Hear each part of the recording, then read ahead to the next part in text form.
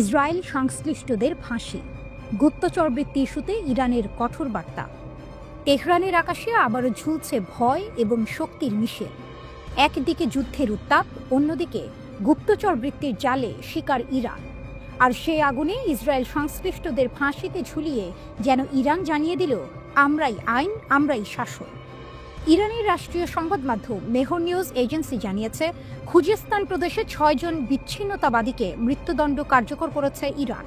অভিযুক্তদের বিরুদ্ধে অভিযোগ, তারা ইসরায়েলের হয়ে কাজ করত, 4 জন নিরাপত্তা সদস্যকে হত্যা করেছিল এবং খোররামশাহ শহরে একটি বিস্ফোরণের সঙ্গে যুক্ত ছিল।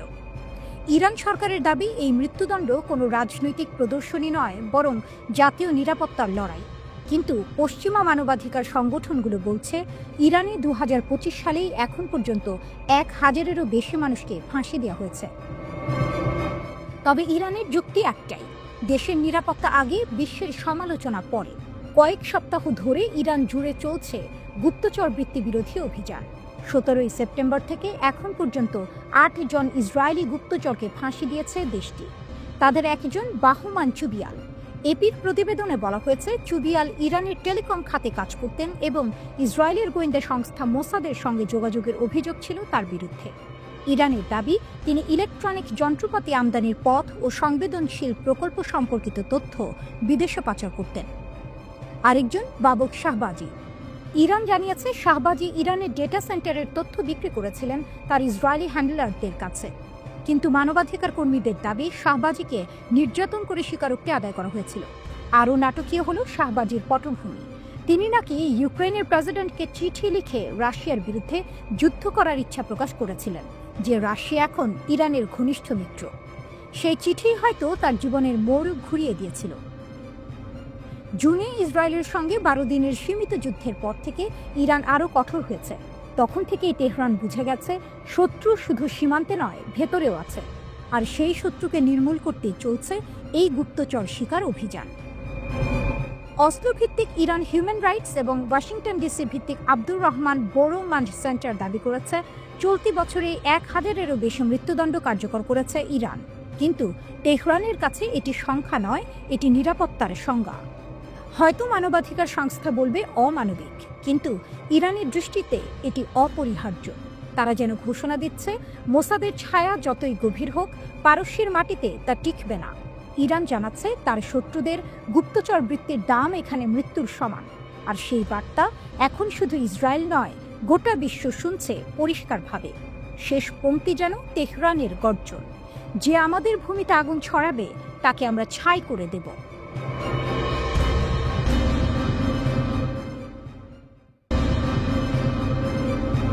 গাজা নগরীর হৃদয়ে এক চমকপ্রদ দৃশ্য। ধুলো ভরা রাস্তায় আল কাসামের এক যোদ্ধা একা হাঁটছে ট্যাঙ্কের দিকে। সামনে ইসরায়েলের লোহার দানব, পিছনে মৃত্যুর সম্ভাবনা, আর তার হাতে আছে কেবল বিস্ফোরক। কয়েক মুহূর্ত পরে ইতিহাস রচিত হয়। আক্রমণের নাটকীয়তা। হামাসের সামরিক শাখা আল কাসাম যে ফুটেজ প্রকাশ করেছে, তাতে দেখা যায় যোদ্ধা ধীরে ধীরে ইসরায়েলি ট্যাঙ্কের কাছে পৌঁছে বিস্ফোরক স্থাপন করে। অবিশ্বাস্যভাবে কোনো সেনা টেরই পায়নি। সেখান থেকে অদৃশ্যের মতো সরে যায় সে। কিছু মুহূর্ত পরেই আকাশ কাঁপিয়ে ওঠে বিস্ফোরণ। হামাসের নিজস্ব তৈরি বার্ক বিস্ফোরক ডিভাইস মুহূর্তে উড়িয়ে দেয় আইডিএফের ট্যাঙ্ক। এই হামলার স্থান গাজার তাল আল হাওয়া পাড়া রোজারি সিস্টার স্কুলের কাছে অভিযানটি চালানো হয়েছিল। হামাস জানিয়েছে, এটি তাদের মুসার কর্মী নামে পরিচিত বৃহত্তর সামরিক অভিযানের অংশ। এতে টার্গেট করা হয়েছিল ইসরায়েলি সেনা ও বর্মবাহী যানবাহন। একজন যোদ্ধা কেবল ট্যাঙ্ক উড়িয়েই ক্ষান্ত হননি, অন্য যোদ্ধারও ঝাঁপিয়ে পড়ে। তারা পয়েন্ট ব্ল্যাঙ্ক রেঞ্জে গুলি চালায় ট্যাঙ্কের কাছে লুকিয়ে থাকা ইসরায়েলি সেনাদের দিকে। আরও 2টি বর্মবাহী বাহকের ভেতরে রাখা হয় বিশেষ চার্জ, দুর্গ ধ্বংসকারী ও সৈন্য বিরোধী বিস্ফোরক। এর ফলাফল ছিল ভয়াবহ। কয়েক সেকেন্ডের মধ্যে বিস্ফোরণের শব্দে কেঁপে ওঠে এলাকা। ইসরায়েলি বাহিনীর মধ্যে হতাহতের খবর নিশ্চিত হয়েছে। ফিলিস্তিনি পক্ষ দাবি করেছে, বহু সেনা নিহত ও আহত হয়েছে। পরক্ষণেই ঘটনাস্থলে নেমে আসে ইসরায়েলি উদ্ধারকারী হেলিকপ্টার। মৃত ও আহতদের দ্রুত সরিয়ে নেওয়া হয়। তবে ইসরায়েলি সেনা কর্তৃপক্ষ এখনো পর্যন্ত এই হামলায় কত ক্ষয়ক্ষতি হয়েছে তা প্রকাশ করেনি। আল কাসাম এই অভিযানের নাম দিয়েছে শহীদ অভিযান। তাদের বিবৃতিতে বলা হয়েছে, এটি কেবল একটি আক্রমণ নয়, বরং প্রতিরোধের প্রতীক। প্রকাশিত ভিডিওতে দেখা গেছে প্রথম বিস্ফোরণ থেকে শুরু করে হেলিকপ্টারে আহত সেনাদের সরিয়ে নেওয়া পর্যন্ত প্রতিটি মুহূর্ত। এটি সাম্প্রতিক সপ্তাহগুলোতে তাল আল হাওয়া অঞ্চলে সংঘটিত সবচেয়ে তীব্র সংঘর্ষগুলোর একটি। হামাসের দাবি, ইসরায়েলি অভিযানের জবাবে তাদের সামরিক প্রতিরোধ এখন নতুন মাত্রায় পৌঁছেছে। ফিলিস্তিনি যোদ্ধাদের শক্তি। এই ঘটনার মাধ্যমে আবারও সামনে এলো ফিলিস্তিনি যোদ্ধাদের কৌশল ও সাহস। আধুনিক প্রযুক্তি ও ভারী অস্ত্র শস্ত্রে সজ্জিত ইসরায়েলি বাহিনীর সামনে দাঁড়িয়ে হাতে বানানো বিস্ফোরক নিয়ে ঝাঁপিয়ে পড়ছে তারা। শুধু আঘাত নয়, এটি এক মনস্তাত্ত্বিক বার্তাও। গাজার ধ্বংসস্তূপ থেকে উঠে দাঁড়ানো প্রতিটি যোদ্ধা ইসরায়েলের দখলদার শক্তিকে চ্যালেঞ্জ জানাতে প্রস্তুত। এই নাটকীয় আক্রমণ গাজার যুদ্ধক্ষেত্রে এক নতুন অধ্যায় যুক্ত করেছে। আল কাসামের দাবি, এটি কেবল শুরু, সামনে আরও হামলা আসছে। অন্যদিকে ইসরায়েল চুপ, কিন্তু গাজার অন্ধকার রাতের আকাশে জ্বলতে থাকা ট্যাঙ্কের আগুন বলছে এই সংঘর্ষের শেষ এখনো অনেক দূরে।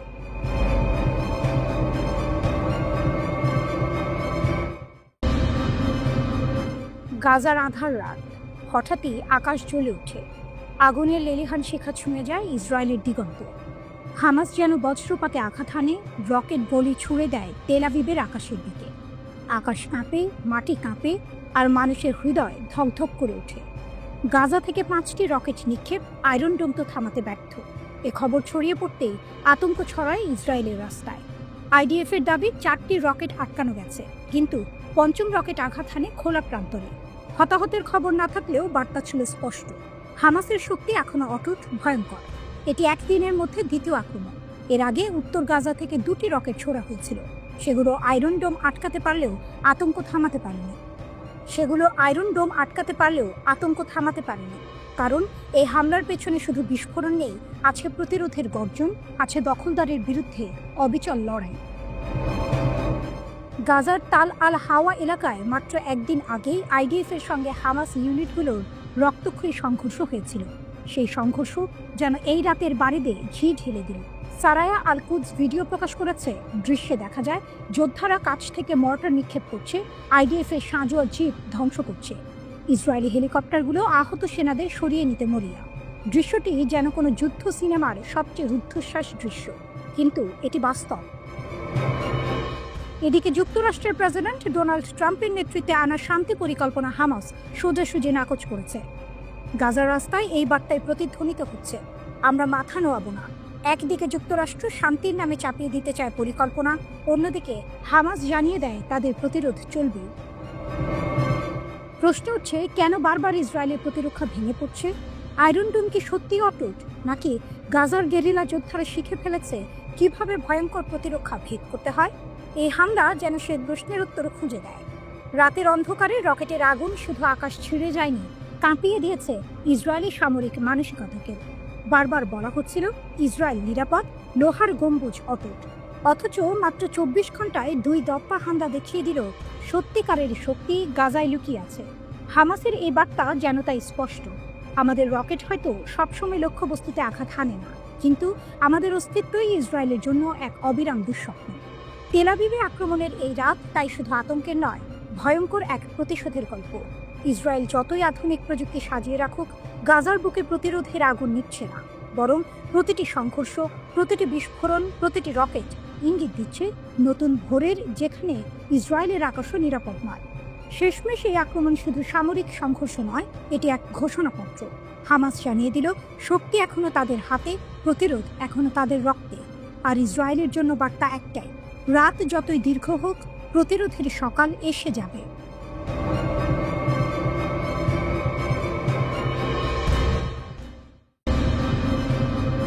মধ্যপ্রাচ্যের আকাশ আবারও অগ্নিগর্ভ। তেল আবিব থেকে ভেসে আসছে যুদ্ধের ঢোল, তেহরানের দিকে তাক করা হয়েছে দৃষ্টি। প্রশ্ন একটাই, ইসরায়েল কি ইরানকে আঘাত করতে চলছে? ইসরায়েলের সেনাবাহিনী বা আইডিএফের এক জ্যেষ্ঠ কর্মকর্তা সতর্ক করেছেন, প্রয়োজনে ইসরায়েল ইরানে আবারও হামলা চালাতে পারে। সব বিকল্প আমাদের হাতে খোলা। কথাগুলো শীতল নয়, বরং আগুনের স্ফুলিঙ্গ। তিনি আরও দাবি করেছেন, আইডিএফ ইতিমধ্যে ইরানকে প্রচণ্ড আঘাত দিয়েছে। তেহরান জানে তার ক্ষতির পরিধি কতটা বড়। তাহলে কি যুদ্ধের ড্রাম বাজছে?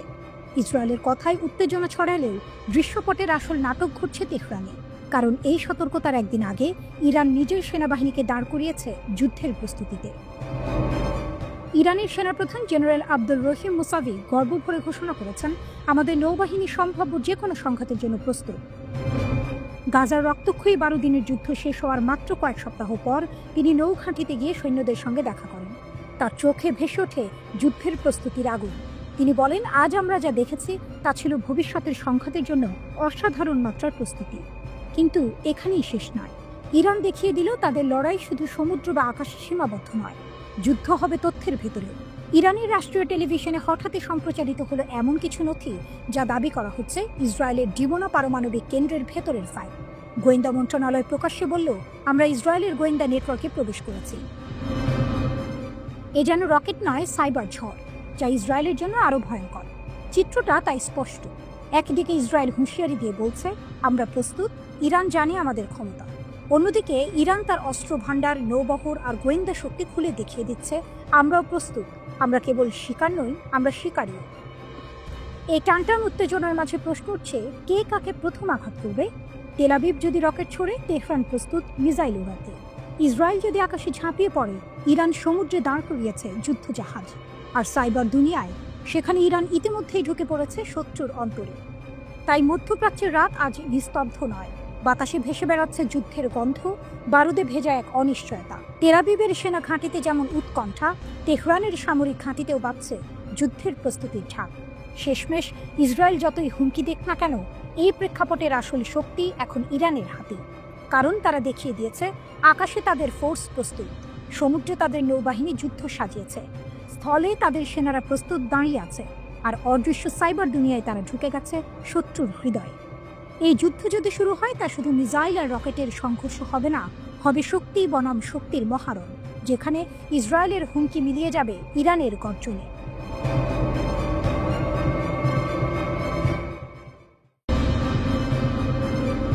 ইয়ম কিপ্পুরের প্রার্থনা ভেদ করে হঠাৎ গর্জে ওঠে সাইরেন, আকাশ কাঁপিয়ে ওঠে রকেট বিস্ফোরণ। ইহুদিদের বছরের সবচেয়ে পবিত্র এই দিনে ইসরায়েলের দক্ষিণাঞ্চলীয় শহর আশদোদের রকেট হামলার দায় স্বীকার করেছে ফিলিস্তিনি প্রতিরোধ আন্দোলন হামাস। হামাসের বার্তা, প্রতিশোধের আগুন। হামাস জানিয়েছে, ইসরায়েল বারবার বেসামরিক নাগরিকদের লক্ষ্য করে হামলা চালাচ্ছে। তারই জবাব হিসেবে ইয়ম কিপ্পুরের রকেট হামলা চালানো হয়েছে। উত্তর গাজা থেকে আশদোদের দিকে 5টি রকেট ছোড়া হয়। ইসরায়েলি প্রতিরক্ষা বাহিনী আইডিএফ নিশ্চিত করেছে, এর মধ্যে 4টি প্রতিরক্ষা ব্যবস্থা আটকাতে সক্ষম হয়, তবে একটি রকেট খোলা জায়গায় গিয়ে পড়ে। কোনো হতাহত বা বড় ধরনের ক্ষয়ক্ষতির খবর পাওয়া যায়নি, কিন্তু এর মধ্যেই স্পষ্ট বার্তা দিয়েছে হামাস, ইসরায়েলের নিরাপত্তার ঢাল ভেদ করেই তারা আঘাত হানতে সক্ষম। রকেট হামলার সময় আশদোদ শহরে ইয়ম কিপ্পুরের প্রার্থনা চলছিল। হঠাৎই সাইরেন বাজতে শুরু করে। মানুষ প্রার্থনা ছেড়ে দৌড়ে আশ্রয় নেয় নিরাপদ ঘরে। মুহূর্তে আতঙ্কে ভরে যায় গোটা শহর। বিস্ফোরণের শব্দ প্রতিধ্বনিত হয় আকাশ জুড়ে। দিনের আগের দিকে গাজা সীমান্তবর্তী এলাকায় আরও 2টি রকেট হামলার চেষ্টা হয়। স্থানীয় সময় দুপুর 2টার দিকে সাইরেন বাজে, আর ইসরায়েলি বিমান প্রতিরক্ষা ব্যবস্থা উভয় রকেট আটকায়। রকেট হামলার একই দিনে আরেকটি নাটকীয় ঘটনা ঘটে সমুদ্রে। গাজার উদ্দেশ্যে মানবিক সহায়তা নিয়ে যাত্রা করা একটি আন্তর্জাতিক ফ্লোটিলাকে আটকায় ইসরায়েলি নৌবাহিনী। এই ফ্লোটিলায় ছিলেন সুইডিশ পরিবেশ কর্মী গ্রেটা থানবার্গ সহ আরও অনেকে। ইসরায়েলি কর্মকর্তারা তাদের আটক করে দাবি করেন, ফ্লোটিলা আসলে হামাসের সমর্থনে সংগঠিত। তবে আয়োজকেরা এই দাবি সরাসরি প্রত্যাখ্যান করেছে। ফ্লোটিলার এক সদস্য সুইডিশ নাগরিক গুনবে একটি ভিডিও বার্তায় বলেছেন, আমাকে ইসরায়েলি বাহিনী অপহরণ করেছে। আমাদের মিশন ছিল সম্পূর্ণ অহিংস ও আন্তর্জাতিক আইন অনুযায়ী। দয়া করে আমার সরকারকে বলুন যেন আমাদের অবিলম্বে মুক্তি দাবি করে। অন্যদিকে ইসরায়েলি নৌবাহিনী ঘোষণা দিয়েছে, আপনারা অবরুদ্ধ এলাকায় প্রবেশ করছেন। গাজায় সহায়তা পৌঁছাতে চাইলে নির্ধারিত চ্যানেলের মাধ্যমে আশদোদ বন্দরে নিয়ে আসুন। সেখানেই নিরাপত্তা পরীক্ষা শেষে তা গাজায় পাঠানো হবে।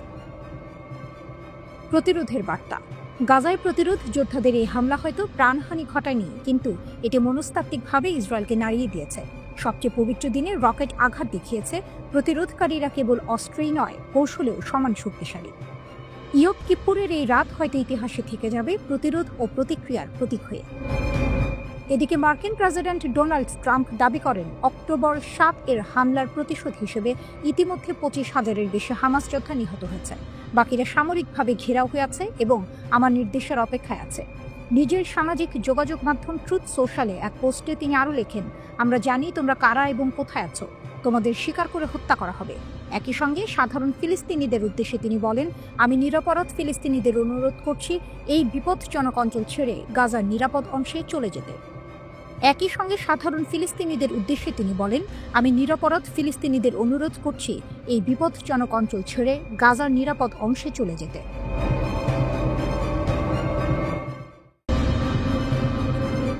ইরানের পারমাণবিক অঞ্চলে ভূমিকম্প। ইরানের মধ্যাঞ্চলীয় ইস্পাহান প্রদেশে রাতের বেলা রিখটার স্কেলে 5.3 মাত্রার ভূমিকম্প আঘাত হানে। কম্পন অনুভূত হয়েছে তেহরান, কোমে এবং আশেপাশের বেশ কিছু অঞ্চলে। ভূমিকম্পের কেন্দ্রে অবস্থিত ফোর্দো ইউরেনিয়াম সমৃদ্ধকরণ কেন্দ্র, যা ইরানের প্রধান পারমাণবিক স্থাপনা হিসেবে পরিচিত। এর আশেপাশে আগে ইসলামিক রিভলিউশনারি গার্ড কর্পস এর সামরিক স্থাপনাও ছিল। এই ভূমিকম্পের পর দেশ জুড়ে মানুষ আতঙ্কিত হয়ে রাস্তায় নেমে আসে। ফোর্দো কেন্দ্রের অবস্থান এই ভূমিকম্পকে কেবল ভূমিকম্পের হিসেবেই দেখা হয় না, এটি যেন প্রশ্ন তোলে, ইরান কি পারমাণবিক পরীক্ষা করছে? যদিও ভূমিকম্পের মাত্রা তুলনামূলকভাবে কম এবং এটি প্রাকৃতিক কম্পন হিসেবে জানানো হয়েছে, আন্তর্জাতিক পর্যবেক্ষকরা সতর্ক দৃষ্টিতে দেখছেন। কোনো প্রমাণ নেই যে ইরান পারমাণবিক পরীক্ষা করেছে। আফটারশকের আশঙ্কায় সতর্কতা। ভূমিকম্পটি মাটির 10 কিলোমিটার গভীরে ঘটে। তেহরান প্রদেশের দামাবান্দ, আফসার্ড, কিলান, ভারাবিন এবং ফাশামে কম্পন অনুভূত হয়েছে। মানুষ আতঙ্কে রাস্তায় নেমে আসে, অনেকেই ঘরে ফিরতে ভয় পান। প্রথমে কিছু বেসরকারি চ্যানেল ভুল করে কেন্দ্রস্থল তেহরানের ফাশাম হিসেবে জানায়, পরে তা সংশোধন করে ইস্পাহান প্রদেশের জাফারেহ বলে জানানো হয়। ফোর্দো কেন্দ্রের নিকটে ভূমিকম্প হওয়া মানে কি ইরান পারমাণবিক পরীক্ষা করেছে? বিশ্লেষকরা বলছেন, এটি প্রাকৃতিক ভূমিকম্প এবং পারমাণবিক কর্মকাণ্ডের সঙ্গে এর সরাসরি কোনো প্রমাণ নেই। তবে আন্তর্জাতিক পর্যবেক্ষকরা নজর রাখছে, কারণ ফোর্দো ইউরেনিয়াম সমৃদ্ধকরণ কেন্দ্র ইরানের পারমাণবিক ক্ষমতার কেন্দ্রবিন্দু। ভূমিকম্পের কম্পন এখানে কিছু প্রযুক্তিগত ঝুঁকি সৃষ্টি করতে পারে, কিন্তু এখন পর্যন্ত কোনো পরীক্ষা বা শক্তিশালী আঘাতের চিহ্ন পাওয়া যায়নি। এর আগে গত জুনে ইসরায়েলের সঙ্গে পাল্টা হামলার মধ্যেই ইরানের উত্তরাঞ্চলে একটি মাঝারি মাত্রার ভূমিকম্প আঘাত হানে। যুক্তরাষ্ট্রের ভূতাত্ত্বিক জরিপ সংস্থা USGS জানায়, সেমনান শহরের দক্ষিণ পশ্চিমাঞ্চলে 5.1 মাত্রার ভূমিকম্প অনুভূত হয়। ভূপৃষ্ঠ থেকে এর গভীরতা ছিল 10 কিলোমিটার। ভূমিকম্পের উৎপত্তি স্থল ছিল সেমনান শহর, যা রাজধানী তেহরান থেকে প্রায় 145 মাইল পূর্বে অবস্থিত। ভূমিকম্পটি রাজধানী তেহরান পর্যন্ত অনুভূত হয়েছে বলে জানিয়েছে স্থানীয় সংবাদ মাধ্যমগুলো। ভূমিকম্পটি ইরানের কোম প্রদেশে অবস্থিত গুরুত্বপূর্ণ ফোর্দো পারমাণবিক স্থাপনার কাছাকাছি সংঘটিত হয়, যা ভূমিকম্পটির গুরুত্ব আরও বাড়িয়ে দিয়েছে। সামাজিক যোগাযোগ মাধ্যমে এই ভূমিকম্প ঘিরে নানা গুজব ছড়ায়। এক ইরানি ব্লগার তার টেলিগ্রাম চ্যানেলে সে সময় দাবি করেন, Islamic Revolutionary Guard Corps IRGC হয়তো কোনো পরীক্ষা চালাচ্ছিল, যার ফলে ভূকম্পন হয়েছে। তবে এই দাবি এখনো পর্যন্ত নির্ভরযোগ্য কোনো সূত্রে নিশ্চিত হয়নি। তবে ইরানের প্রধান গণমাধ্যমগুলো ভূমিকম্পের খবর দিলেও পরীক্ষা নিয়ে কিছু জানায়নি। বিভিন্ন সংবাদ মাধ্যম কেউ 5.2 মাত্রা, কেউ বা 5.5 মাত্রার ভূমিকম্প হয়েছে বলে উল্লেখ করে। সে সময়ে প্রশ্ন উঠেছিল, সত্যিই কি ইরান ভূকম্পনের কারণ গোপন পারমাণবিক পরীক্ষা? সে সময়ে প্রশ্ন উঠেছিল, সত্যিই কি ইরানে ভূকম্পনের কারণ গোপন পারমাণবিক পরীক্ষা?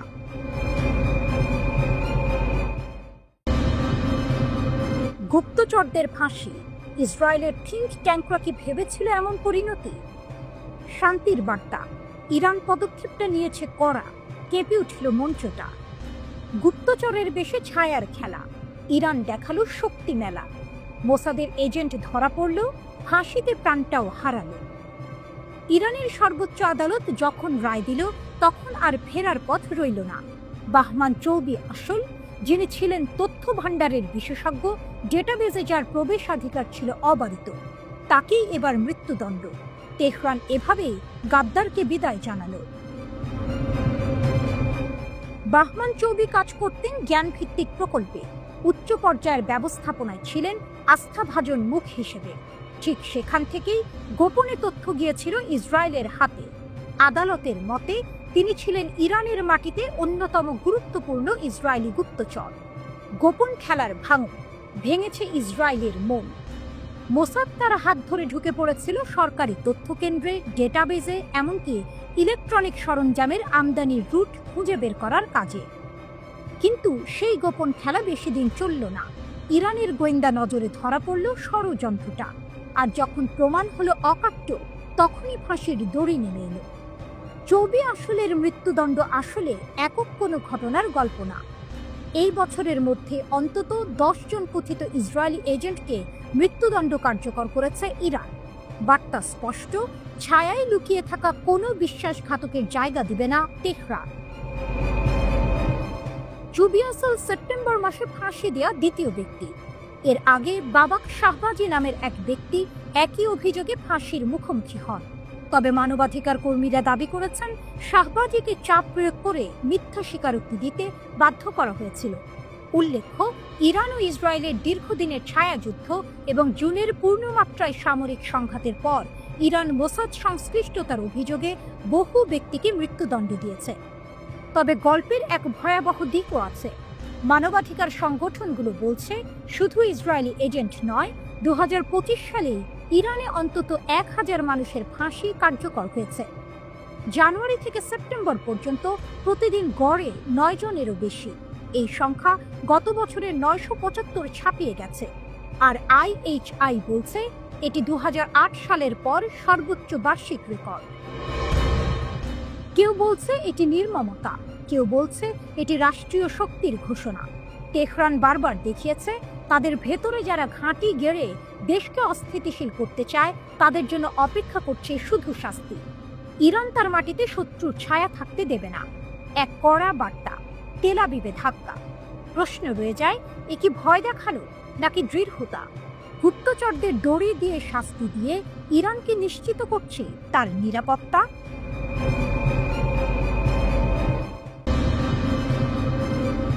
দূর ইয়েমেন থেকে ক্ষেপণাস্ত্রের হুঙ্কার। নেতানিয়াহুর দেশকে যুক্তরাষ্ট্র কতদিন পূর্বে উদ্ধার? ইসরায়েলের দিকে তেড়ে আসে সেই মারণাস্ত্রের ছোঁয়া, যার নাম ক্লাস্টার বোমা। এক ঝলকে যেন যুদ্ধের নতুন মোড়। হুথিদের দাবি, তাদের শক্তি বৃদ্ধি এখন যেন এক কঠিন ধাঁধা। ইরান সমর্থিত ইয়েমেনের হুথি মিলিশিয়া ইসরায়েলের বুকে ভয়ানক আক্রমণের দাবি করেছে। তাদের ঘোষণা, সংবেদনশীল স্থান লক্ষ্যবস্তু করা হয়েছিল ক্লাস্টার বোমা ব্যবহার করে। তেল আবিব এলাকার দিকে ছিল নিশানা। সামরিক রণক্ষেত্রে এমন বিস্ফোরক ব্যবহারের ঘোষণা যেন এক নতুন কৌশলগত বার্তা। শুধু ক্ষেপণাস্ত্র না, ইলাক অঞ্চলের দিকে 2টি ড্রোন ব্যবহার করেও লক্ষ্যবস্তু করা হয়েছিল বলে দাবি করেছে হুথিরা। এই ক্লাস্টার বোমা নিয়েই যত উদ্বেগ। ক্ষেপণাস্ত্রের সাব মিনিউরিয়েশনগুলিতে কোনো দিক নির্দেশনা না থাকায় তা মাটিতে পড়ার পর বিস্ফোরিত হয়। তাতেই ইসরায়েলের দুশ্চিন্তার উদ্রেক। আন্তর্জাতিকভাবে বহু দেশে এই বোমা নিষিদ্ধ। হুথিদের হাতে এর ব্যবহার তাদের ক্রমবর্ধমান সামরিক সক্ষমতাকেই তুলে ধরল। তবে ইসরায়েলের সামরিক বাহিনী IDF তাদের প্রতিরক্ষা ব্যবস্থার সাফল্যের কথা জানিয়েছে। তারা বলেছে, কোনো ক্ষতি বা হতাহতের ঘটনা ছাড়াই সমস্ত ক্ষেপণাস্ত্র সফলভাবে প্রতিহত করা হয়েছে। এই দ্বিমুখী দাবির মাঝে ক্ষয়ক্ষতি নিয়ে ধোঁয়াশা তৈরি হয়েছে। এই হামলার পরই বিশ্বমঞ্চে কঠোর বার্তা দিয়েছেন ইসরায়েলের প্রধানমন্ত্রী বেনিয়ামিন নেতানিয়াহু। তার কথায়, হামাস এবং তার মিত্রদের বিরুদ্ধে ইসরায়েলের লড়াই কেবল তাদের একার নয়, বরং আধুনিক বিশ্বের উপর নেমে আসা এক অন্ধকার যুগের বিরুদ্ধে। তার মতে, শত্রুরা সকলকে সমানভাবে ঘৃণা করে এবং তাদের লক্ষ্য সহিংসতা, ধর্মান্ধতা এবং সন্ত্রাসের অন্ধকার যুগে বিশ্বকে টেনে নিয়ে যাওয়া। নেতানিয়াহু দাবি করেন, প্রকাশ্যে নিন্দা করলেও অনেক বিশ্ব নেতা ব্যক্তিগতভাবে ইসরায়েলকে ধন্যবাদ জানান, কারণ ইসরায়েলের দুর্দান্ত গোয়েন্দা পরিষেবা নাকি বারবার তাদের রাজধানীতে সন্ত্রাসী হামলা প্রতিহত করে অসংখ্য জীবন বাঁচিয়েছে। তিনি 7ই অক্টোবরের হামলার সঙ্গে আমেরিকার উপর কাল্পনিক আক্রমণের তুলনা টেনে প্রশ্নে ছুড়ে দেন, যদি 40,000 আমেরিকান নিহত হতো এবং 10,000 জিম্মি হতো, তবে আমেরিকা কি তাদের টিকে থাকতে দিত? তার সাফ জবাব, কখনোই না। আর ঠিক এই কারণেই ইসরায়েল গাজায় হামাসকে নির্মূল করছে। নেতানিয়াহুর কথায়, যে কোনো আত্মমর্যাদাশীল সরকার এটাই করবে। হুথিরা মূলত ইরান সমর্থিত একটি সামরিক শক্তি। তাদের হাতে অত্যাধুনিক ব্যালিস্টিক ক্ষেপণাস্ত্র ও ড্রোনের উপস্থিতি ইঙ্গিত দেয় দূরপাল্লার হামলা চালানোর ক্ষমতা তাদের আছে, যা ইসরায়েল পর্যন্ত আঘাত হানতে সক্ষম। ফিলিস্তিনিদের প্রতি সংহতি জানিয়ে গাজার যুদ্ধের প্রেক্ষাপটে এই হামলা আঞ্চলিক সংঘাতের পারদকে আরও ছড়িয়ে দিয়েছে। যুদ্ধ যেন আজ শুধু এক দেশের সীমানায় আবদ্ধ নয়, বরং এটি এক আদর্শের লড়াই, যা দূর ইয়েমেন থেকেও তার ভয়াল ছায়া ফেলছে ভূমধ্য সাগরের তীরে। হুথিদের সামরিক শক্তি আজ ইসরায়েলের এক বড় চ্যালেঞ্জ।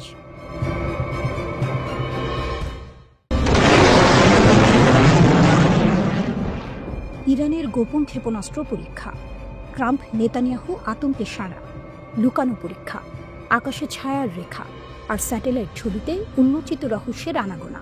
বিশ্বের চোখ এখন তেহরানের দিকেই রাখা। স্যাটেলাইট চিত্র বলছে ইরান ইমাম খোমেনি মহাকাশ বন্দরে ক্ষেপণাস্ত্র পরীক্ষা চালিয়েছে। অ্যাসোসিয়েটেড প্রেস প্ল্যানেট ল্যাবসের ছবি বিশ্লেষণ করে এই দাবি করেছে। অথচ ইরান একটিও শব্দ উচ্চারণ করেনি। নীরবতা যেন নিজেই এক রহস্যের হাতছানি। তেহরান থেকে 230 কিলোমিটার দক্ষিণ পূর্বে সেমনান প্রদেশের সেই লঞ্চ প্যাডে আগে নীল রঙের উপর লাল, সাদা আর সবুজ ব্যান্ড ছিল। হঠাৎ নতুন ছবিতে গাঢ় পোড়ার দাগ ধরা দিল, ঠিক যেন আগুনের আঁচে দগ্ধ মাটি। বিশেষজ্ঞরা বলছেন এগুলোই উৎক্ষেপণের স্বাক্ষর বহন করছে নাকি। ইন্টারন্যাশনাল ইনস্টিটিউট ফর স্ট্র্যাটেজিক স্টাডিজের গবেষক ফ্যারিয়ান হেন্স জানিয়েছেন, পোড়ার তীব্রতা বলছে এটা কঠিন জ্বালানির ক্ষেপণাস্ত্র, কারণ কঠিন জ্বালানির রকেট পেছনে রেখে যায় অ্যালুমিনিয়াম অক্সাইডের দগ্ধ চিহ্ন। এমনকি ছবিতে দেখা উত্তর দক্ষিণ রেখাও জানাচ্ছে রকেটের আগুনকে সরিয়ে দেওয়া হয়েছে বিশেষ বিস্ফোরণ ডিফ্লেক্টরের মাধ্যমে। ইরান তবে কি নতুন খেলায় মেতেছে? 18 সেপ্টেম্বর সোশ্যাল মিডিয়ায় ভেসে ওঠে একটি ছবি, সেমনান প্রদেশের আকাশে রকেটের ধোঁয়ার কেরামতি। সেটি এখন এই আলোচনার কেন্দ্রবিন্দু। অথচ ইরানের রাষ্ট্রীয় গণমাধ্যম একে এড়িয়ে গেল। কর্মকর্তারাও নিশ্চুপ, তবে পশ্চিমারা নয় চুপ। কেবল ক্ষেপণাস্ত্র নয়, একই সময়ে ইরান রাশিয়ার সঙ্গে স্বাক্ষর করেছে আরেকটি গুরুত্বপূর্ণ চুক্তি। ছোট পারমাণবিক কেন্দ্র নির্মাণে একসঙ্গে কাজ করবে দুই দেশ। পরিকল্পনা এমনই, তারা এটিকে বলছে কৌশলগত সম্পর্ক। তেহরান যখন তার পারমাণবিক কর্মসূচি ঘিরে নতুন নিষেধাজ্ঞার ঝুঁকিতে, তখন মস্কোর সঙ্গে এমন চুক্তি নিঃসন্দেহে কূটনৈতিক জয়ের বার্তাই দিল। ট্রাম্প ও নেতানিয়াহুর উৎকণ্ঠা। এই দৃশ্য দেখে ট্রাম্প এবং নেতানিয়াহু কি ভাবছেন ঘুরপাক খাচ্ছে প্রশ্নটা। যুক্তরাষ্ট্রের প্রেসিডেন্ট বহুবার ইরানকে হুমকি দিয়েছে, ইরানের ক্ষেপণাস্ত্র কর্মসূচি তাদের জন্য সরাসরি বিপদ। ইসরায়েলও বারবার বলেছে, কিন্তু বাস্তবতা হলো ইরান একের পর এক পরীক্ষা চালাচ্ছে, আর বিশ্ব তা শুধু স্যাটেলাইট ছবিতে খুঁজে পাচ্ছে। ইরান মুখে স্বীকার না করলেও ছবিগুলো অনেক কথা বলছে। একদিকে গোপন পরীক্ষা, অন্যদিকে কূটনৈতিক চুক্তি। সব মিলিয়ে তেহরান দেখাচ্ছে তাদের থামানো সহজ নয়। যে দেশ আকাশে ছাপ ফেলে নীরবে চলে যেতে পারে, সে দেশ জানে শক্তি প্রদর্শনের আসল মঞ্চ কখনো প্রকাশ্য হয় না, তা থাকে আড়ালে। তাহলে কি সত্যিই ট্রাম্প ও নেতানিয়াহুর দুশ্চিন্তার কারণ আছে? উত্তর খুঁজতে হলে তাকাতে হবে সেমনের আকাশের দিকে, যেখানে রহস্যের গন্ধ ছড়িয়েছে, রহস্যময় ধোঁয়ার রেখা।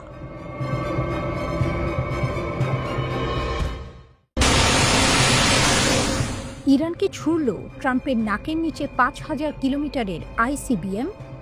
পশ্চিমকে কাঁপিয়ে দিল খামেনির গোপন শক্তি। পশ্চিমা গোয়েন্দারা হতভম্ব।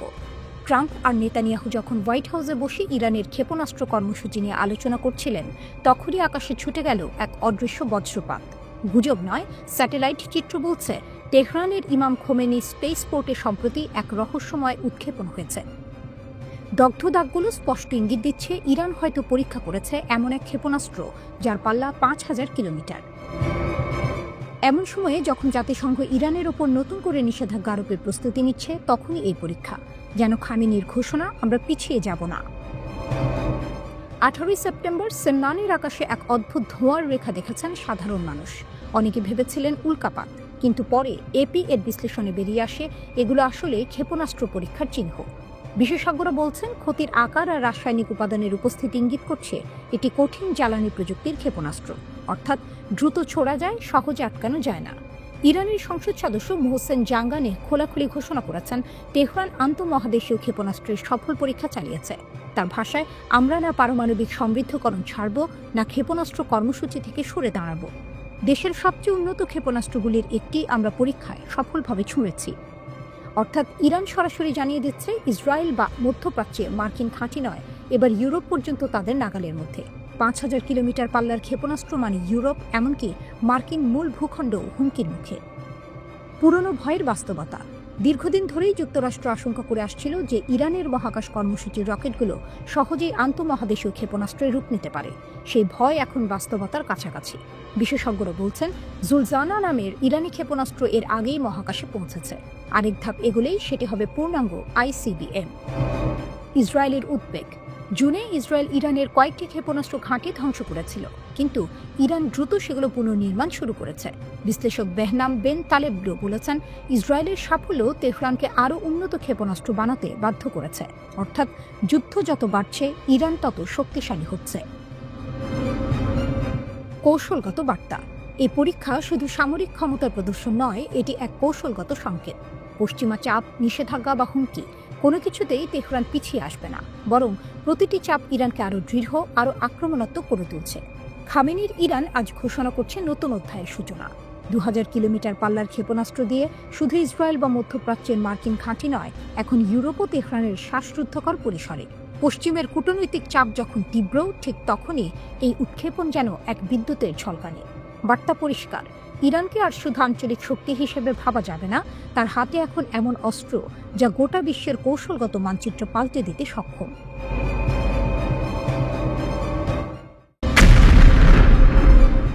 বুশহরের শুরুটা ছিল মাত্র। ইরান রাশিয়ার $25 বিলিয়ন পারমাণবিক জোটে কাঁপছে পশ্চিমা বিশ্ব। বুশেহর ছিল কেবল শুরু। এবার তেহরান আর মস্কো মিলে যে পদক্ষেপ নিল, তা গোটা বিশ্বকে কাঁপিয়ে তুলেছে। 26 সেপ্টেম্বর ইরান ও রাশিয়া স্বাক্ষর করেছে $25 বিলিয়ন এক বিশাল পারমাণবিক চুক্তি। রাশিয়ার রোসাটম সংস্থা ইরানে নির্মাণ করবে 4টি নতুন পারমাণবিক বিদ্যুৎ কেন্দ্র। একই সঙ্গে ছোট মডুলার রিঅ্যাক্টর নিয়েও কাজ করবে তারা। এই চুক্তি হয়েছে এমন এক সময়ে যখন জাতিসংঘের ইরান বিরোধী নতুন নিষেধাজ্ঞা কার্যকর হওয়ার পথে। একদিকে নিষেধাজ্ঞার চাপ, অন্যদিকে ইরান রাশিয়ার এই কৌশলগত হাত মেলানো পশ্চিমাদের কাছে এটি নিঃসন্দেহে অশনি সংকেত। বুশেহর থেকে নতুন অধ্যায়। রাশিয়া আগেও ইরানের পারমাণবিক যাত্রায় সঙ্গে ছিল। 2010 সালে চালু হওয়া বুশেহর বিদ্যুৎ কেন্দ্র রাশিয়ার তৈরি। সেটি শুরু হয়েছিল 1975 সালে জার্মানদের হাতে, কিন্তু 1979 সালের বিপ্লবে থমকে যায়। পরে 1995 সালে মস্কো এগিয়ে এসে প্রকল্পটি বাঁচায়। আজ সেটি ইরানের পারমাণবিক সক্ষমতার প্রতীক। এবার বুশেহরের সীমা ছাড়িয়ে আরও বড় স্বপ্ন দেখছে তেহরান। তাদের 20 বছরের কৌশলগত পরিকল্পনায় আছে 7টি পর্যন্ত নতুন কেন্দ্র তৈরির পরিকল্পনা। নিষেধাজ্ঞার মুখেও অটল। ইরান বলে আসছে তাদের কর্মসূচি শুধু শান্তিপূর্ণ বিদ্যুতের জন্য। পারমাণবিক অস্ত্রের অভিযোগ তারা দৃঢ়ভাবে অস্বীকার করে। রাশিয়াও সেই অবস্থানেই পাশে আছে। মস্কোর বক্তব্য, ইরানের শান্তিপূর্ণ পারমাণবিক শক্তি ব্যবহারের অধিকার আছে। তাই নতুন নিষেধাজ্ঞা যেভাবে আসুক, রাশিয়া ইরান জোট এগিয়ে যাবে নিজেদের পথে। যেন এক প্রকার ঘোষণা, পশ্চিমা চাপ আর ভয় দেখানোতে কোনো কাজ হবে না। পশ্চিমাদের সতর্কবার্তা। এদিকে আন্তর্জাতিক আণবিক শক্তি সংস্থা IAEA এর প্রধান রাফায়েল গ্রসি মস্কোয় গিয়ে সাক্ষাৎ করেছেন ভ্লাদিমির পুতিনের সঙ্গে। বিশ্ব পারমাণবিক সপ্তাহে তিনি বলেছেন, ভাসমান পারমাণবিক বিদ্যুৎ কেন্দ্রের ক্ষেত্রে রাশিয়া অগ্রগামী। গ্রসির বক্তব্যে বোঝা যাচ্ছে মস্কো শুধু ইরান নয়, বরং বৈশ্বিকভাবে পারমাণবিক শক্তির নতুন ধারা তৈরি করছে। এতে পশ্চিমাদের অস্বস্তি আরও বাড়ছে। হুক, এক চুক্তি, বহুমুখী ঝড়। $25 বিলিয়ন এই এক চুক্তি যেন খুলে দিল বহুমুখী ঝড়ের দরজা। একদিকে EU ও জাতিসংঘের স্ন্যাপব্যাক নিষেধাজ্ঞার সময়সীমা, অন্যদিকে খামেনি ও পুতিনের কৌশলগত জুয়া। পশ্চিমাদের প্রশ্ন, একে কেবল বিদ্যুৎ উৎপাদনের জন্য, নাকি এর আড়ালে তৈরি হচ্ছে নতুন ক্ষমতার সমীকরণ? টুইস্ট, শান্তির নামে শক্তি। ইরান রাশিয়া বলছে এটি শান্তিপূর্ণ শক্তির জন্য একটি কৌশলগত প্রকল্প, কিন্তু ইতিহাস বলছে শান্তির নামে শক্তি গড়াই ভবিষ্যতের দ্বন্দ্বের বীজ বপন করে। ওয়াশিংটন উচ্চ সতর্কতা জারি করেছে। মধ্যপ্রাচ্যের উত্তপ্ত আবহে এই চুক্তি যুক্ত হলে আঞ্চলিক ভারসাম্য আরও বদলে যেতে পারে। বুশেহর ছিল শুরু মাত্র। এখন ইরান রাশিয়ার এই নতুন অধ্যায় সামনে এনে দিয়েছে বহু প্রশ্ন। নিষেধাজ্ঞাকে আটকাতে পারবে এই পারমাণবিক পথচলা, নাকি তেহরান আর মস্কোর জোট নতুন এক বিশ্ব শক্তির বার্তা দিচ্ছে? পশ্চিমাদের দুশ্চিন্তা বাড়ছে, কিন্তু ইরান বলছে আমরা কেবল শান্তির বিদ্যুৎ চাই। অথচ ইতিহাস জানায় এ ধরনের শান্তির বিদ্যুৎ অনেক সময়ই বিস্ফোরণের আগুনে রূপ নেয়। ফিলিস্তিন রাষ্ট্র প্রশ্নে সৌদির নতুন বার্তা। দ্বিরাষ্ট্রীয় সমাধান ছাড়া নেই শান্তি। জাতিসংঘের সাধারণ পরিষদে গৃহীত নিউ ইয়র্ক ঘোষণার পর এবার সৌদি আরব নেতৃত্ব দিল দ্বিরাষ্ট্রীয় সমাধান বাস্তবায়নের জন্য আন্তর্জাতিক জোটকে। ইউরোপীয় ইউনিয়ন ও নরওয়ের অংশীদারিত্বে অনুষ্ঠিত এই বৈঠকে সৌদি আরব প্রতিনিধিত্ব করেছে গাজা বিষয়ক আরব ইসলামিক কমিটির পক্ষ থেকে। এ যেন মধ্যপ্রাচ্যের রাজনীতিতে নতুন এক বাঁক। ঘোষণাপত্রে স্পষ্ট বলা হয়েছে, ইসরায়েলি দখলদারিত্বের অবসান ঘটিয়ে একটি স্বাধীন ও সার্বভৌম ফিলিস্তিনি রাষ্ট্র প্রতিষ্ঠা করতে হবে। এই দাবি আর কেবল আরব বিশ্বের নয়, এখন তা আন্তর্জাতিক ঐক্যমত্যের রূপ নিয়েছে। ফিলিস্তিন স্বীকৃতির ঢেউ। এক দশক আগেও ফিলিস্তিন রাষ্ট্রের প্রশ্নে বিশ্ব এমন ঐক্যবদ্ধ ছিল না, কিন্তু এখন পরিস্থিতি পাল্টে গেছে। ক্রমবর্ধমান আন্তর্জাতিক স্বীকৃতির ফলে ইতিমধ্যেই ১৫৯টি দেশ ফিলিস্তিনকে স্বাধীন রাষ্ট্র হিসেবে মেনে নিয়েছে। সংখ্যাটি জাতিসংঘের মোট সদস্য দেশের প্রায় সিংহভাগ। অর্থাৎ ফিলিস্তিন রাষ্ট্র এখন শুধু কাগজে দাবি নয়, এক অপরিবর্তনীয় সত্য, যা আন্তর্জাতিক সমর্থনের দেয়াল দিয়ে ঘেরা। বৈঠকের মূল আলোচ্য। মন্ত্রী পর্যায়ের বৈঠকে আলোচনার কেন্দ্রবিন্দু ছিল কিভাবে নিউ ইয়র্ক ঘোষণাপত্রকে বাস্তবে রূপ দেওয়া যায়, শুধু কথার মধ্যে সীমাবদ্ধ না রেখে নির্দিষ্ট সময়সীমা ও অনুসরণযোগ্য প্রক্রিয়া সহ একটি কার্যকর রূপরেখা তৈরি করার উপর জোর দেওয়া হয়। শুধু কথার মধ্যে সীমাবদ্ধ না রেখে নির্দিষ্ট সময়সীমা ও অনুসরণযোগ্য প্রক্রিয়া সহ একটি কার্যকর রূপরেখা তৈরি করার উপর জোর দেওয়া হয়। প্রথম পদক্ষেপ, গাজা ও পশ্চিম তীরে অবিলম্বে যুদ্ধবিরতি। দ্বিতীয় পদক্ষেপ, ভূখণ্ডের ঐক্য নিশ্চিত করা। আর তৃতীয় পদক্ষেপ, ফিলিস্তিনি কর্তৃপক্ষকে পূর্ণ দায়িত্ব পালনের সুযোগ করে দেয়া। সৌদির ভূমিকা। সৌদি আরব স্পষ্ট জানিয়ে দিয়েছে, তারা আরব, ইসলামী এবং আন্তর্জাতিক দায়িত্বের অংশ হিসেবে এই প্রক্রিয়াকে সামনে এগিয়ে নেবে। লক্ষ্য, ন্যায়সঙ্গত ও স্থায়ী শান্তি। এর পাশাপাশি আঞ্চলিক ও আন্তর্জাতিক নিরাপত্তা ও স্থিতিশীলতাও নিশ্চিত করা। এখানেই শেষ নয়। সৌদি আরব ঘোষণা করেছে, ফিলিস্তিনি কর্তৃপক্ষের জন্য সরাসরি অর্থায়ন নিশ্চিত করতে গঠিত হয়েছে আন্তর্জাতিক জরুরি জোট। এই উদ্যোগের অংশ হিসেবে সৌদি আরব একাই দিচ্ছে $90 মিলিয়ন। বার্তাটি কতটা স্পষ্ট? আসলে এর সূত্রপাত হয়েছিল প্রায় 2 বছর আগে। শুরা কাউন্সিলে ভাষণ দেওয়ার সময় সৌদি ক্রাউন প্রিন্স পরিষ্কার জানিয়ে দিয়েছিলেন, ফিলিস্তিনি রাষ্ট্র প্রতিষ্ঠা ছাড়া ইসরায়েলের সঙ্গে সম্পর্ক স্বাভাবিকীকরণের কোনো প্রক্রিয়া সম্ভব নয়। আজকের বৈঠকে সেই বার্তাই আবার প্রতিধ্বনিত হলো। তবে এবার সেটি কেবল রিয়াদের অবস্থান নয়, বরং বৈশ্বিক এক ঐক্যবদ্ধ সুর। সম্পর্ক নয়, বিশ্বাসের প্রশ্ন। প্রশ্নটা এখন শুধু সৌদি আরব আর ইসরায়েলের কূটনৈতিক সম্পর্ক নয়, এটি আরও বড় কিছু। এটি শান্তি ও সহাবস্থানের বিশ্বাসের প্রশ্ন, যে বিশ্বাস ভেঙে গেলে পুরো মধ্যপ্রাচ্য আবার ডুবে যেতে পারে অস্থিরতার অন্ধকারে।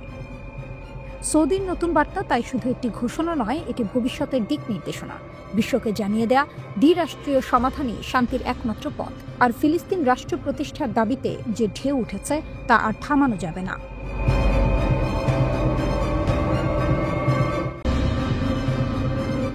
গাজামুখী নৌবহর। ইতালি থেকে যাত্রা শুরু, পথে আশঙ্কার ছায়া। মধ্যপ্রাচ্যের যুদ্ধবিধ্বস্ত উপত্যকা গাজায় আবারও ভেসে যাচ্ছে আশা ও মানবিক সহায়তার পাল। ইতালির দক্ষিণাঞ্চলের সিসিলি শহর থেকে গত শনিবার গাজামুখী নতুন একটি নৌবহরের যাত্রা শুরু হয়েছে। এই বহরে আছে 10টি নৌযান এবং 60 জন মানুষ। তাদের মধ্যে রয়েছেন 9 দেশের নির্বাচিত প্রতিনিধিরা। এই উদ্যোগের আয়োজক ফ্রিডম ফ্লোটিলা কোয়ালিশন, FFC ও 1000 Migrants to Gaza, TMTC। এক বিবৃতিতে তারা জানিয়েছে, এই নৌযানগুলোয় রয়েছে চিকিৎসা সরঞ্জাম, শুকনো খাবার ও পড়াশোনার সামগ্রী। আয়োজকরা স্পষ্ট জানিয়ে দিয়েছেন, ইসরায়েলের অবৈধ অবরোধ এড়িয়ে সরাসরি ফিলিস্তিনি ভূখণ্ডে পৌঁছানোই তাদের লক্ষ্য। গাজার মানবিক সংকট।